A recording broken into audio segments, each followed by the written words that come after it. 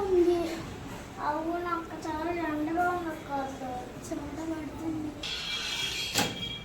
ఇంట్లో కూడా చాలా వేడిగా ఉంది. పోయి పైకి వెళ్దామా, కొంచెం చల్లటి గాలైనా వస్తుంది.